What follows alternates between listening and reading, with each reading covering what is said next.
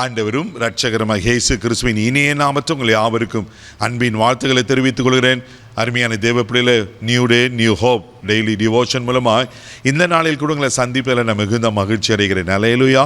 இன்றைக்கு கூட கர்த்தர் நமக்கு கொடுக்கிற வார்த்தை என்ன? பிரசங்கின் புஸ்தகம் 3ஆம் அதிகாரம் 11வது வசனத்தை கூட வாசிக்க கேட்போம். அவர் சகலத்தையும் அதினதின் காலத்திலே நேர்த்தியாய் செய்திருக்கிறார், உலகத்தையும் அவர்கள் உள்ளத்தில் வைத்திருக்கிறார். ஆதலால் தேவன் ஆதி முதல் அந்த மட்டும் செய்து வரும் கிரியையை மனுஷன் கண்டுபிடியான். ஆமென். அவர் சகலத்தையும் அதினதின் காலத்துல நேர்த்தியாய் செய்து இருக்கிறார், செய்ய போகிறார் இல்லை. தேவப்பிள்ளை லிசன் வெரி கேர்ஃபுல்லி. ஹல்லேலூயா.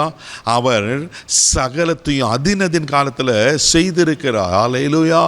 நம்ம ஆண்டவர் யார்? உருவாக்குகிற தெய்வம், யெகோவா ஓசேனு. ஆமென். தேவப்பிள்ளையில ஆமென். எவ்வளோ அழகாய் நேர்த்தியாய் இந்த உலகத்தை சிருஷ்டித்து ஆமென், எவ்வளோ அற்புதமாய் ஆமென் இதில் உண்டாக்கியிருக்கிறார் அல்லவா. உலகத்தை மாத்திரமா, இந்த உலகத்துக்கு மேலே ஆண்டவர் உங்களை என்னையும் எவ்வளோ அழகாக ஆண்டவர் சிருஷ்டித்திருக்கிறார் அல்லவா. இங்கே வசனம் சொல்லப்பட்டிருக்கு, சகலத்தையும் அதினதின் காலத்தில். அதுக்கு முன்பாக நீங்கள் வசனங்களை 1வது வசனத்தில் வாசித்தீங்கன்னா அங்கே சாலமோன் ஞானி இப்படியா சொல்லுகிறார். 1வது வசனம் கூட நம்ம வாசிக்க கேட்போம். ஒவ்வொன்றிற்கும் ஒரு காலம் உண்டு, வானத்தின் கீழே இருக்கிற ஒவ்வொரு காரியத்திற்கும் ஒரு சமயம் உண்டு. ஆமென். ஒவ்வொன்றுக்கும் ஒரு காலம் உண்டு.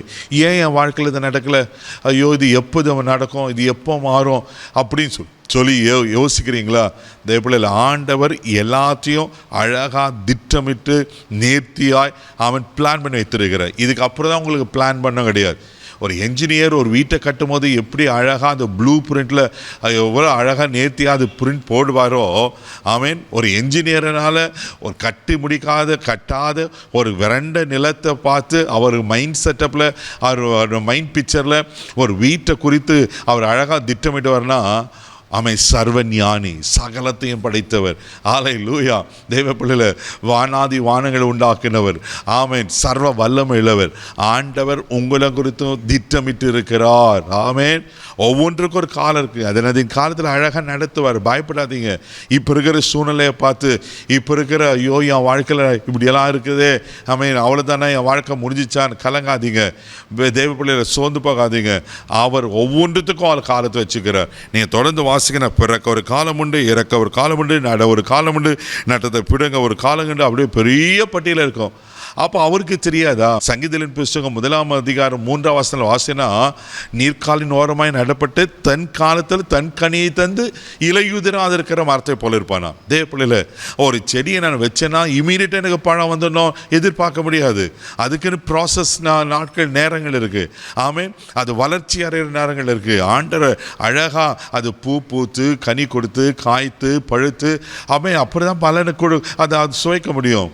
உங்கள் வாழ்க்கையில் கூட ஆண்டவர் திட்டமிட்டு இருக்கிறது நிச்சயமாக நடக்கும். சோர்ந்து பார்க்காதீங்க. ஆமென். 2 பேதுருவின் புஸ்தகம் 3ஆம் அதிகாரம் 8வது வசனத்தில் வாசிங்கன்னா, அப்போஸ்தலனாகிய பேதுரு இப்படியா சொல்லுகிறார். வாசிக்க கேட்போம். பிரியமானவர்களே, கர்த்தருக்கு ஒரு நாள் 1000 வருஷம் போலவும் 1000 வருஷம் ஒரு நாள் போலவும் இருக்கிறது என்கிற இந்த ஒரு காரியத்தை நீங்கள் அறியாதிருக்க வேண்டாம். பாருங்க, ஆண்டருக்கு 1000 வருஷம் ஒரு நாளா, ஒரு நாள் 1000 வருஷமா? எப்படிங்க? இதுக்கு என்ன கால்குலேஷன் பாருங்க.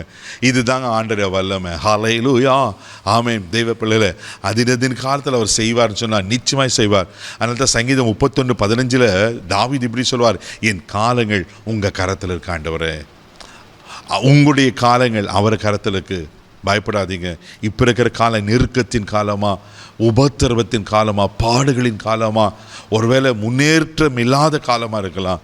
ஆண்டவர் அதினதின் காலத்தில் நேர்த்தியாக செய்வார்னா உங்கள் வாழ்க்கையில் அவர் நேர்த்தியாக செய்வார். நிச்சயமாக கர்த்தர் ஆசீர்வதிப்பார். கண்களை மூடி நாம் ஜெபிக்கலாம். அன்பு தகப்பனே, உமக்கு நன்றி சொல்லி உம்மை துதிக்கிறோம், உம்மை ஸ்தோத்திரம்ப்பா. எங்கள் காலங்கள் உங்கள் கரத்தில் இருக்கப்பா.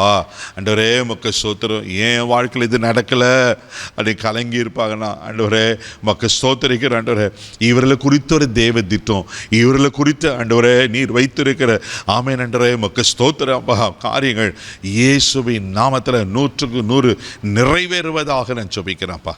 எல்லா ஆசீர்வதி இந்த நாள் முழுதும் கரம் எடுத்து நடத்தும். தெய்வீக பாதுகாப்பு ஒப்பு கொடுக்குற இயேசுவின் மூலம் ஜெபங்களை பிதாவே, ஆமென். உங்கள் காலங்கள் அவர் கருத்திற்கு தைரியமாக போங்க. God bless you.